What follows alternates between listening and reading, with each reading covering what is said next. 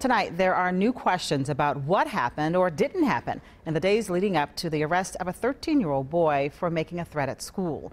Officers say he threatened another student at the Academy for Sciences and Agriculture in Vadnais Heights. School administrators say it happened after several students watched an episode of the Family Guy cartoon.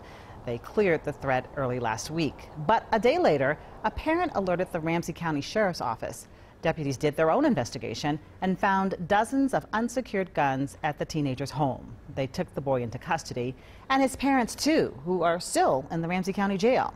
Susan Elizabeth Littlefield talks with another parent from the school who wants to know why deputies were not alerted about the threat from the start. It's going to get somebody killed if we keep covering up steps, if we keep covering up our mistakes. People will die. It wasn't easy for Mother Heather Nelson to sit down for this interview. She's a huge fan of her children's science-based charter school. They've done a fantastic job with my children. My daughter loves math because of that school. They're great, loving, caring teachers.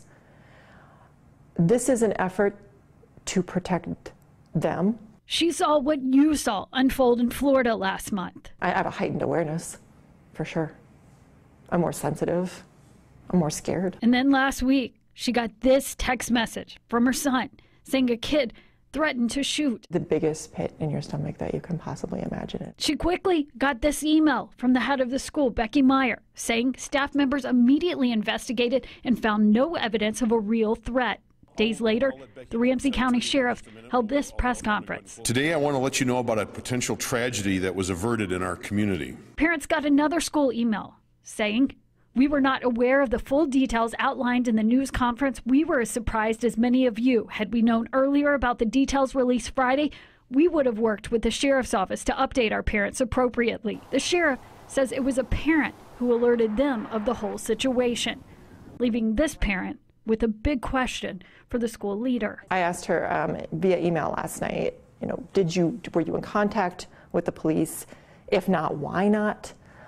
She didn't really answer my question. The email told Nelson to call the office on Monday. What is your biggest concern here? My biggest concern is that we aren't being transparent with where mistakes happened, where improvements could be made. Susan Elizabeth Littlefield, WCCO 4 News.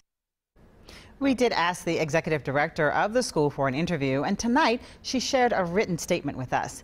In it, Becky Myers says this: "We did not notify law enforcement on Wednesday because after our initial investigation and discussion with students and parents, AFSA did not believe the students' discussion constituted a valid threat to anyone." One of the students shared additional information with their parent after school on Wednesday, which led the parent to make the report to law enforcement. The school board will review our policies and consider implementing mandatory notification of law enforcement in similar cases, regardless of the circumstances.